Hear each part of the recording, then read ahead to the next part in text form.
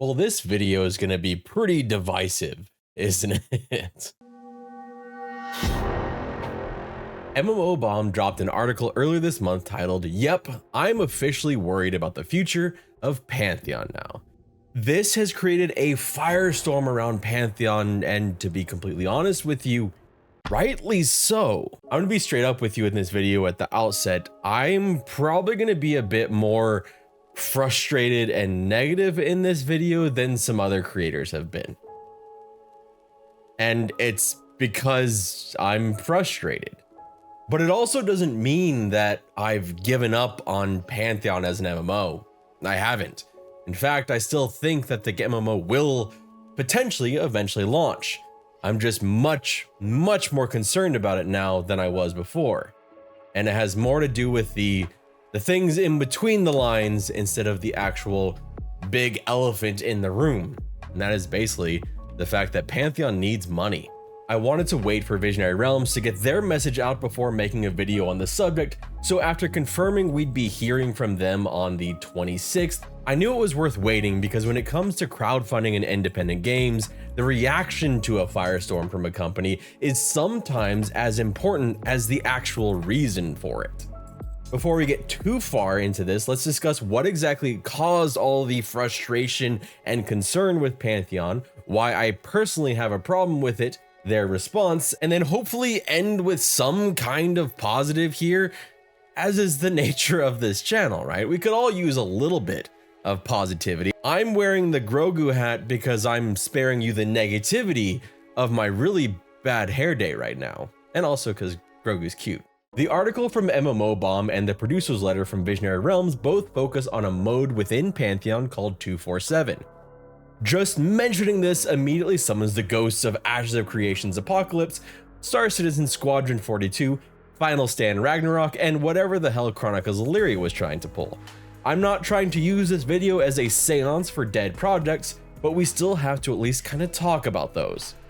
Project 247 sounds like Visionary Realms is following a similar path to other crowdfunded MMOs, a path that by and large has completely and utterly exploded in the faces of those games to the point of refunds and apologies.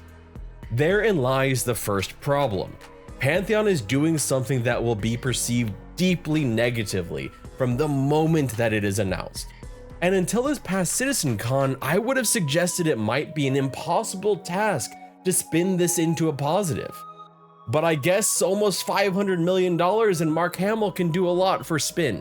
Tell me you're expecting company. This is not good. But these are two things that Pantheon does not have. Anytime a project is seen to be taking their eye off the ball and moving in a different direction, people are going to feel wronged in some way. This is doubly so if you haven't invested in the project. And I don't mean just monetarily. I'm talking about invested your time as well. It invested your hopes, your dreams, whatever it may be. And that's one thing I want to take a moment here to talk about. The person who spent $1,000 on Pantheon years ago and then never bothered to look back, they probably care less than the person who invested 50 and has been watching the project day by day by day. It's kind of the same way you think about your favorite MMO, your favorite RPG, your favorite fandom, like if you like Star Wars or if you like Lord of the Rings or something like that. You get invested in it.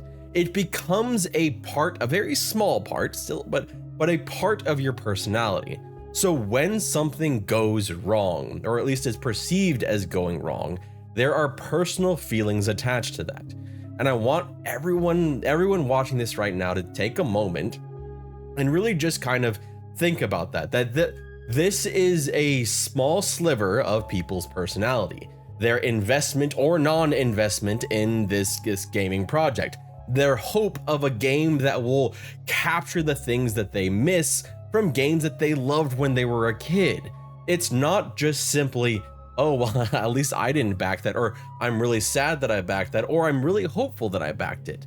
The people who are feeling either happy or upset with this news are both valid. It's why so many of us feel so strongly about it. It's why so many of you are watching this video right now, because you care. Not necessarily about me, but you care about the game. You care about its future or lack thereof, depending on where you're falling. Whether after this announcement or several other announcements with Pantheon, you are vehemently opposed to the game, or if you are a staunch, strong supporter of the game still. You are valid in those feelings, and I want to just please say, like, don't be a dick in the comment section. Be nice to each other. There's no need to go at each other. So there's my little plea for civility. Please be nice to each other. Don't be a dick on the internet. There's enough of those. Back to 247 and the announcement. It makes sense if you're upset. If you were promised A and then you put money and or time toward A, but now they're taking their time to make B before finishing A, people are going to be pretty mad. And I believe that Visionary Realms is keenly aware of this.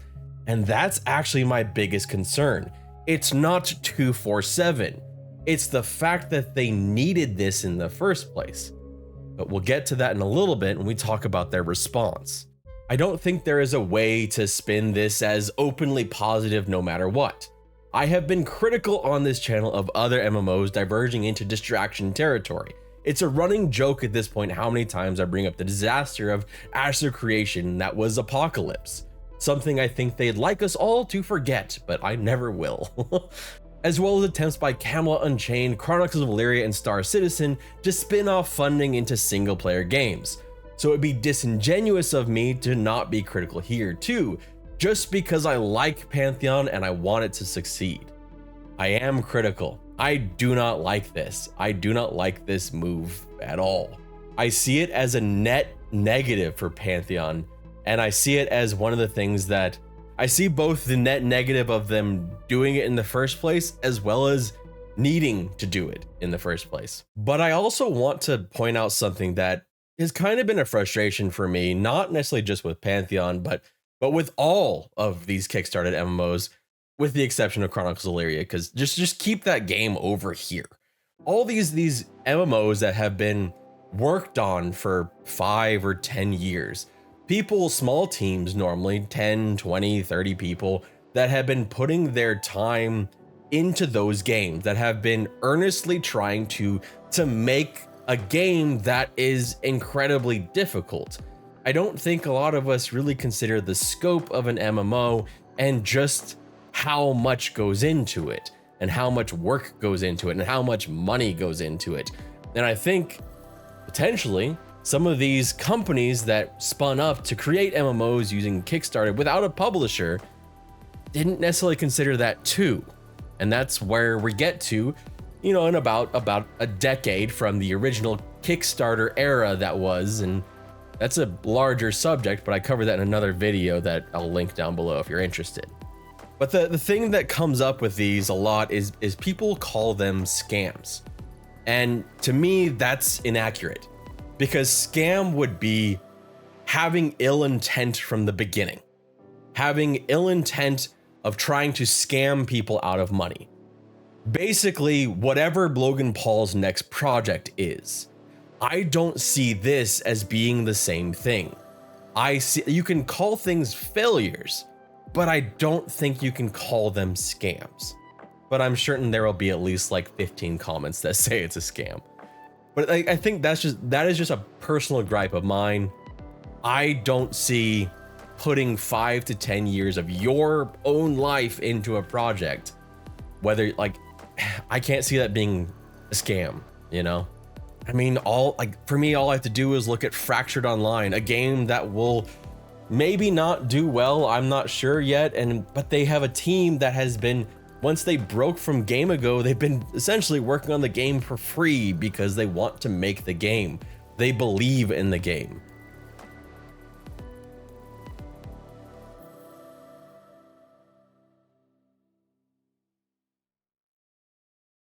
There are passionate people that are working on these projects. There are people that want the games to release, and they obviously want them to be successful. Would you really want on your resume, oh yeah, I spent 10 years working on a scam? I mean, no, like obviously not, but I'll get off my soapbox and we'll get back to the actual subject of hand, which is Pantheon and 247. So what is 247 exactly? Well, according to Visionary Realms, 247 is a mode in Pantheon that can be run 24/7, hence the name. I think many of us, myself included, thought 24/7 testing meant the current pre-alpha build of the MMO. And in this sense, I think Visionary Realms dropped the ball with what appears to be, at best, an accidentally misleading name, at worst, false advertising, because at least my reading of it back then was that this was going to be the persistent world, always on pre-alpha. 247 is a way to play Pantheon with a significant twist. Players begin in Tazrin's Gaze, grab tasks from one of 11 Watchers to build faction, and then enter a timed instance of Pantheon. Players can choose either a PvE or PvP instance mission. Once in Terminus, they can either focus on the task given or simply spend their time exploring, grouping, gathering for crafting, or otherwise playing Pantheon as they so choose. But they must keep an eye on the timer and make it to the extraction point without dying, or they risk losing their gear. If they do die, a fallen player's corpse can be looted by others. This play mode creates a sense of urgency and real danger. Sounds okay, I guess? Kind of? I can actually see this potentially being fun, but also maybe a little boring. I don't know yet. I think at least, if nothing else, this alleviates some of the concerns of this being kind of like a reskin of Dark and Darker. Basically Dark and Darker, but Pantheon. That is not what this sounds like to me at all. It's almost kind of like you took like a portion of the MMO. Like you have the whole journey of the MMO and you take part of it and lift it up and create it into its own game. And in that you have to you have to kind of cauterize the wounds of that, cut off the wounds. And you do that in 247 by creating like the tower that you have, that you take your missions in, the portals and things like that. So, but the main basis of it is essentially this chunk of the MMO. And that's why I think when I was talking about this, I don't see this as much as like the same kind of thing as Ashes of Creation with Apocalypse, which essentially did create an entirely new game. A game that really had nothing to do with Ashes of Creation and then told everybody that it was to test combat. This just really feels like create something from something with minor changes. Yeah. And the funny thing is, if this was being announced by itself, if this was just, hey, there's this new kind of a RPG type thing we're gonna try. It's kind of like you take an MMO experience, truncate it and put it in like a 1 to 2 hour session and then make it lobby based. And I want to see like, how does that work out? Do you enjoy that type of game playstyle? I might actually be just making a video about this upcoming game that has a novel approach, if it was happening in a vacuum. The problem is, it's not happening in a vacuum. This is happening in an MMO that has been in development for years. It is happening with the big shadow that the reason for it has to be that they need money. They need some sort of funding to continue working on the MMO. The one silver lining I'll put here, and we'll get more into it in the positives here, is because of this, because it sounds so much just like a chunk of Pantheon, I don't really see this impacting the development of Pantheon that much. It really does not seem like there is that much additional work. It doesn't seem like they're making, I feel like they're actually being honest when they're calling it a mode. It's a mode, not a new game. It really feels that way. Now, granted, they have talked about potentially spinning it off into its own thing if the market says that they want that.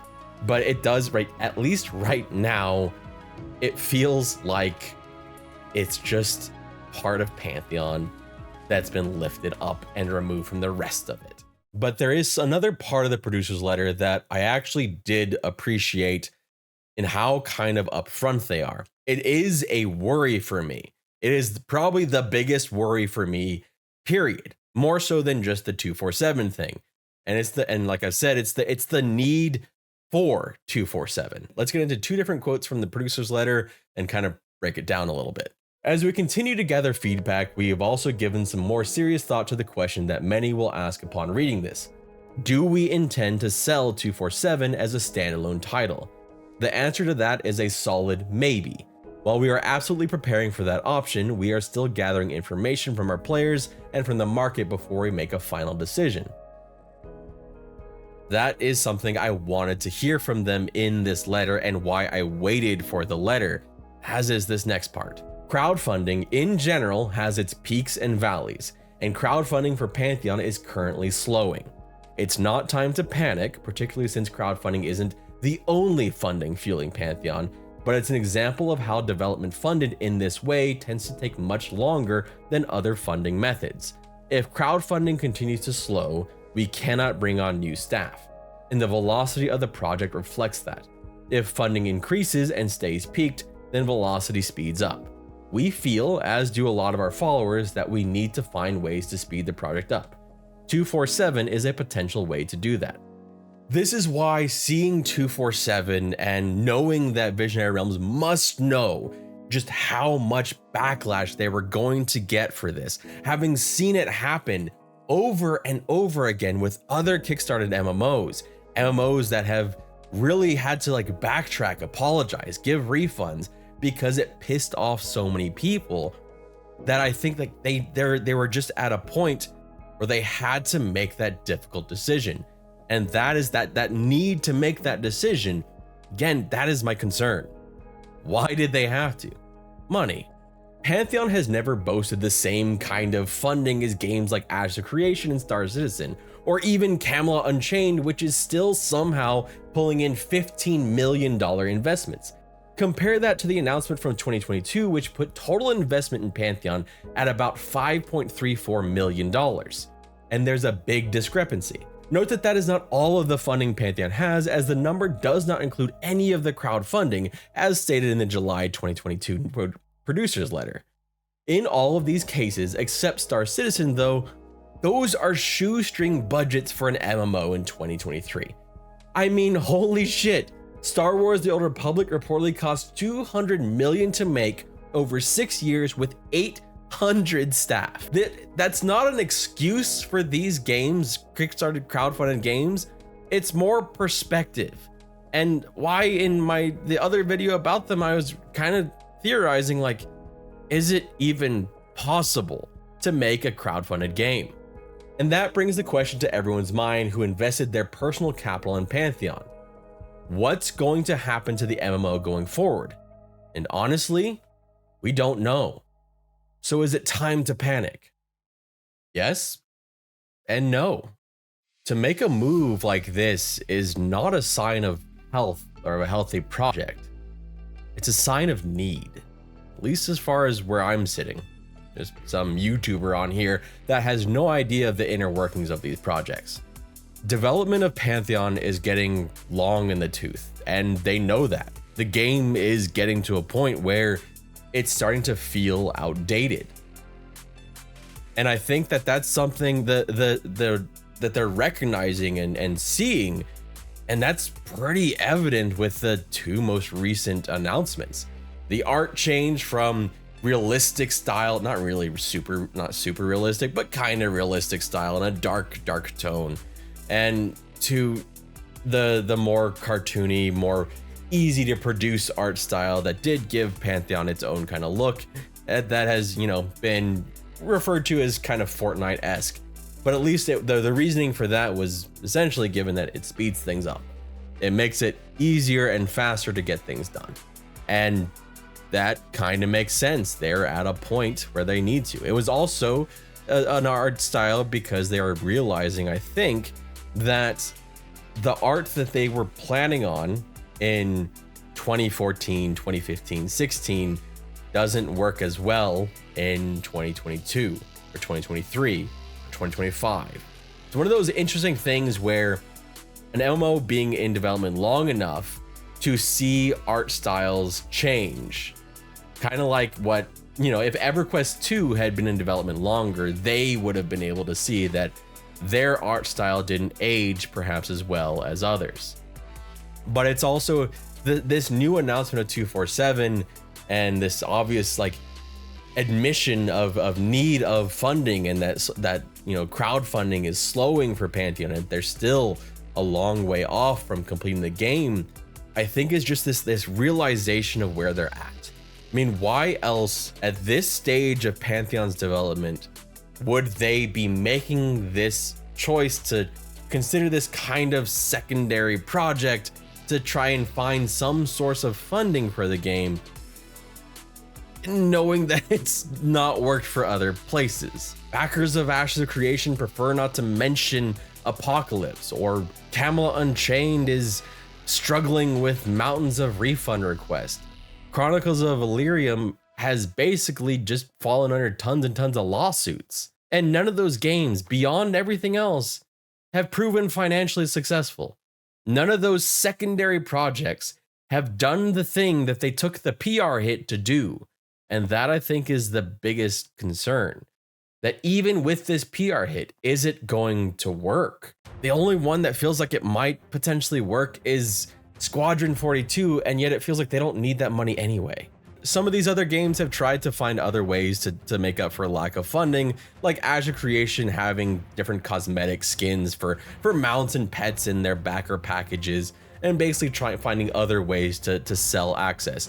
Star Citizen, for the longest time, has been selling items in-game, ships in-game that are earnable in-game, but still been selling the in-game ships for people for a game that is not released, and after playing it recently, is not a damn MMO. They 100% server is not an MMO, but that's an entirely different video.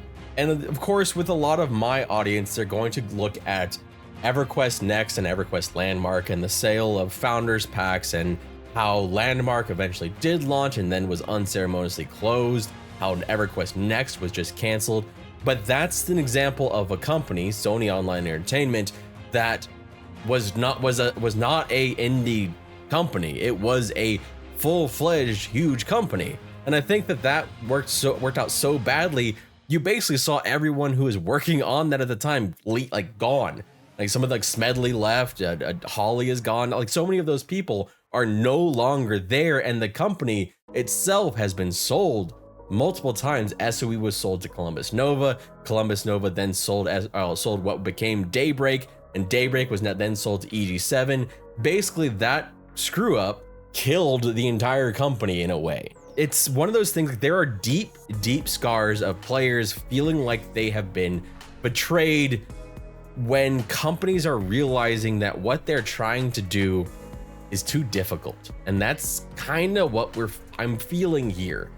It's not like, and again, going back to, it's not like I feel like this is a scam or anything like that. I just feel like it's a hard realization that this shit is too damn hard, and maybe they should have picked a smaller project to start.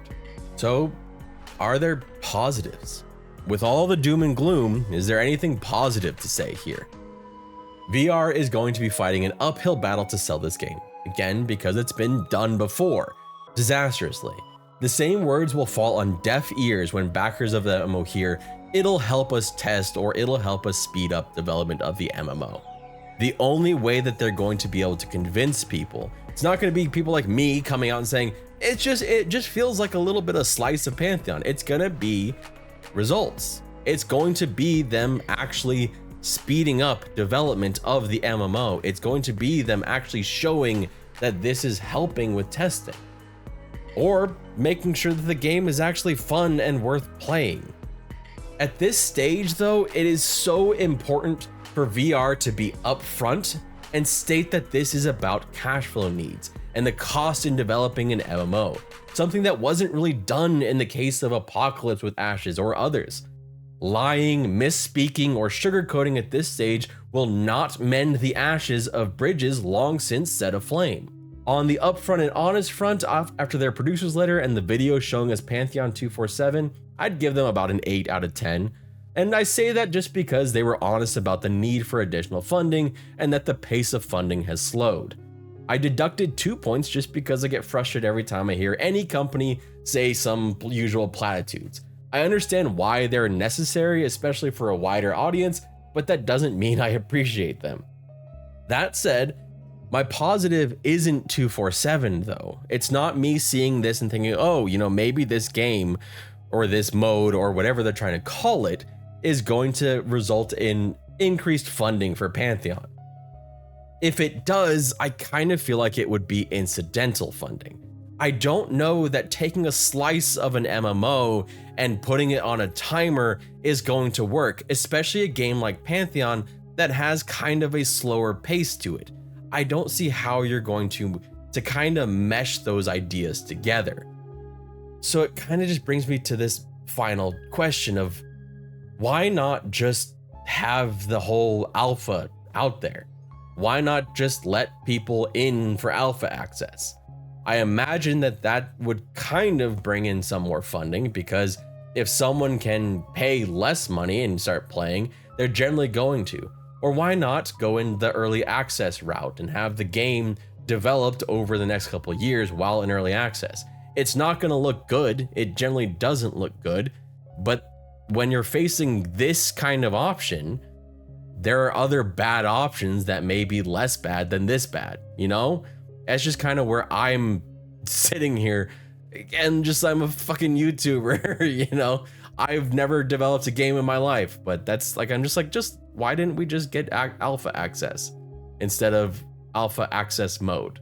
But that's my take on it, and I'm sure that this video is going to get a shit ton of dislikes, so please consider leaving a like on the video. I normally don't ask for that, but I really don't want to see the ratio on this video at all.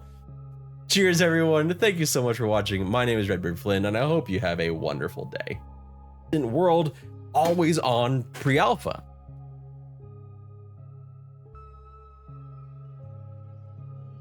That was terrifying. This thing there.